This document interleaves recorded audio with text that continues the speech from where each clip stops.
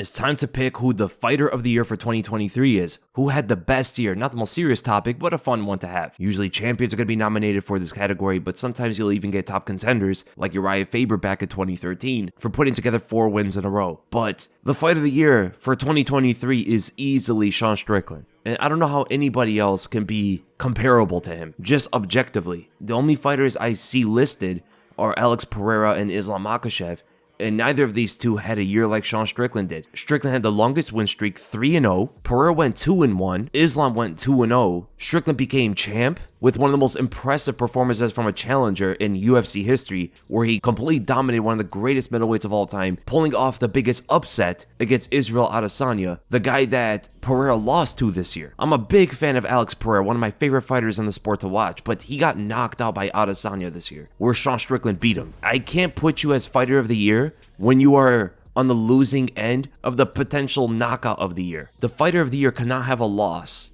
especially by a knockout in the way that he got KO'd. If you just have a loss in 2023, it's hard to name you fighter of the year, and that's factually what happened to him. We can't look over what happened to Pereira in April. If he didn't lose to Adesanya this year, I understand there is a much better argument for Pereira. If he just beat Jan and Yuri, going up to 205 and winning that belt, getting the knockout against Yuri Prochazka, upsetting Jan Blachowicz, where so many people thought that he was going to lose, yeah, I think that stands grounds as he could rival Strickland or even surpass him, because Strickland's earlier opponents against Abus and Imavov are not nearly on the same level as Jan Blachowicz. At that point, Strickland would have 3 wins compared to Pereira's 2, and that Adesanya is obviously a much greater champion than Yuri Prochazka or Jan Blachowicz ever were. For all the title defenses and the great level of opponents that he went up against for such a long time, Strickland beat that guy, who's coming off a win over Alex Pereira too. And absolutely dominating Izzy, you gotta give it to Strickland, man. So the guy that got KO'd like that, I don't think can be fighter of the year. And then Islam Makhachev, he's 2-0, and he fought the same guy twice. The second one against Volkanovski was a great knockout, but the first fight was very close, and some people do think that he lost. Strickland did not have a fight like that this year where people thought he lost. Strickland clearly beat everybody he went up against, and he fought 3 different opponents. Now,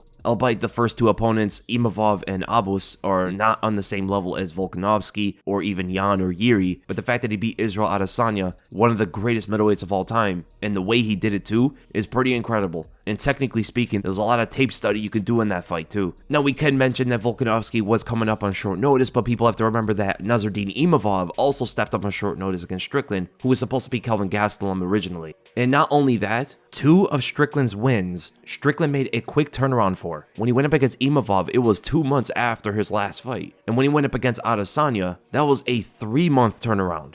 Islam Makhachev, on the other hand, his quick turnaround to fight Volkanovski was almost 4 months after he beat Charles Oliveira. And people will take away some of Islam's credit against Volk for the fact that Volkanovski is not a true 155er, and Sean Strickland is beating actual middleweights at least. I'm not going to make that exact argument because I view Volkanovski very highly, regardless if he's 145 or 155. He's a very difficult opponent to beat, no matter who he's going up against in those divisions. So overall, that is why Sean Strickland is the fighter of the year. Female fighter of the year, I guess Alexa Grasso. It wasn't like a great year for the champions. They both had 1 win, and I think Grasso's is a bit better. Getting the submission of Valentina Shevchenko, one of the biggest upsets. Nobody believed it could happen. She even outboxed her for a lot of that fight. Alexa Grasso, female fighter of the year. Breakthrough fighter of the year, I think it has to be Tom Aspinall. Off a big knee injury, he came into 2023 a bit lower in the rankings. He had to go up against someone like Marcin Tybura to knock him out, and then fought Sergey Pavlovich on quite short notice. Sergey wasn't even supposed to fight, but he was preparing as a backup fighter, so he was somewhat prepared. A lot of people didn't think Aspinall had what it took to beat Sergey at that point. With the lack of preparation, Sergey was a menacing figure, and to go and knock him out in the first round. From the beginning of 2023, no one expected Tom Aspinall to end the year as the heavyweight champ. Knockout of the year is like the toughest. You got the Adesanya knockout on Pereira. You got the Islam knockout on Volkanovski. You have the Gaethje knockout on Poirier. You have the O'Malley knockout on Aljamain Sterling. You have the Josh Emmett knockout on Bryce Mitchell.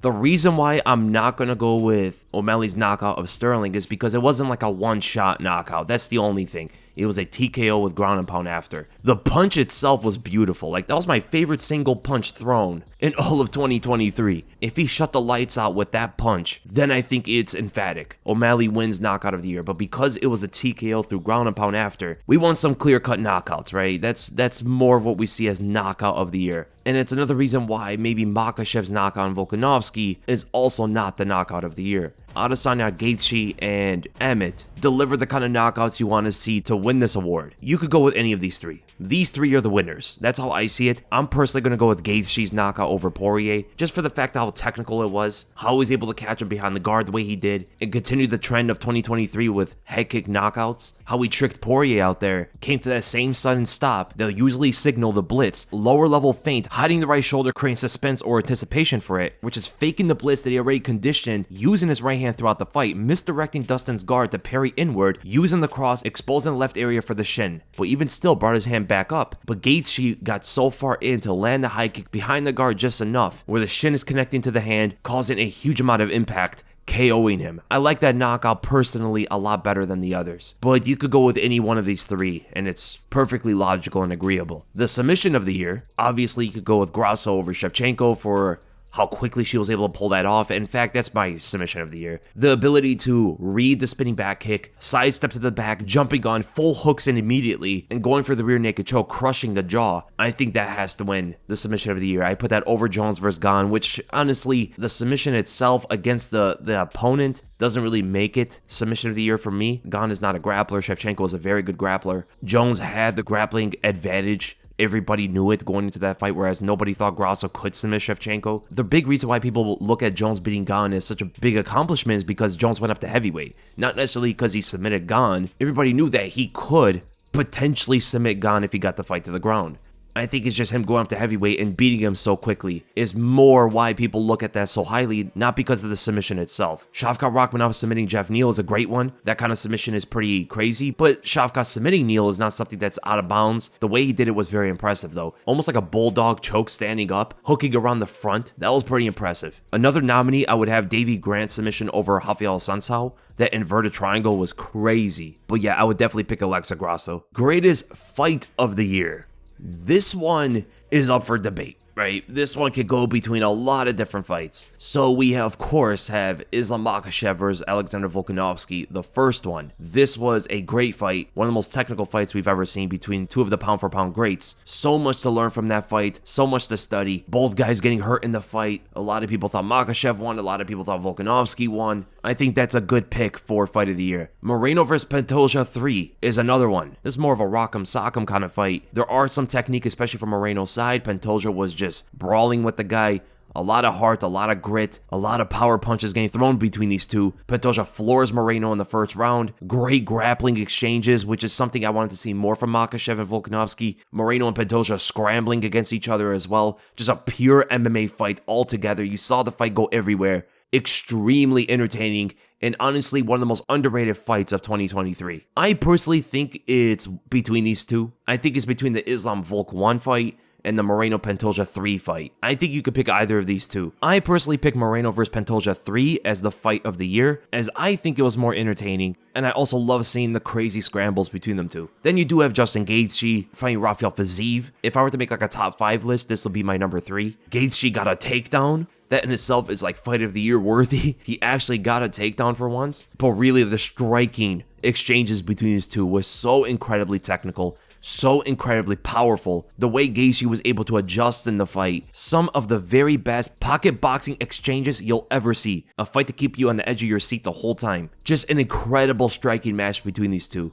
I personally love the striking of this fight more than any other fight of 2023. Glover versus Hill was a good fight as well. Hooker versus Turner was a good fight. Yeah, so those fights are the ones that really stand out. My comeback of the year is Edson Barboza beating Sadiq Yusuff. The guy looked like he was going to get finished in the first round and comes back winning rounds against Sadiq and eventually beats him by a decision. It was very inspiring. The perseverance that Edson Barboza is able to have in his career at 37 years old to beat someone like Sadiq Yusuff, who's so much younger. A lot of people thought that Sadiq was going to go right through him. Everybody thought the first round of that fight was what it was going to be the whole way through. But the resilience of the veteran pulled off, and he got a knockdown in the third round, outstriking Sadiq Yusuff, especially from the third round onward. And then in the fifth, securing multiple takedowns against Yusuff, something nobody expects Barboza to even attempt. And he showed a full-blown MMA style, not just a striker anymore. New wrinkles to Edson Barboza's game. Huge comeback after a scary first round. That's my comeback of the year. You gotta love Edson Barboza, man.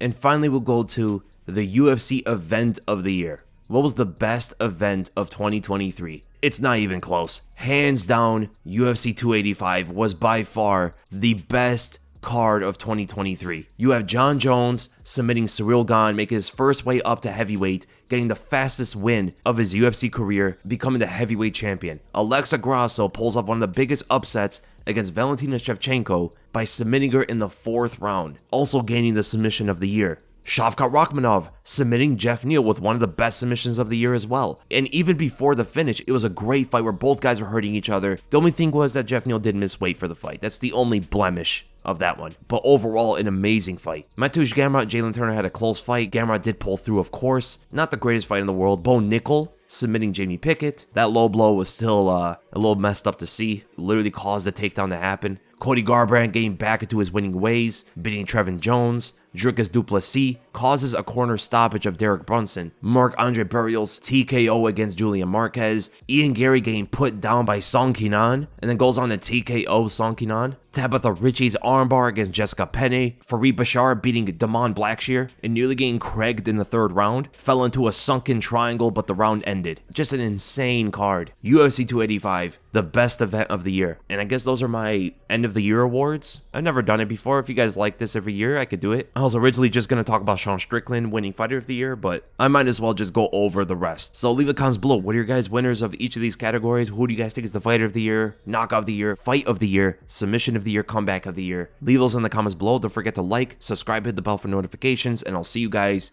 in the next video, where I'm probably going to be talking about UFC 298.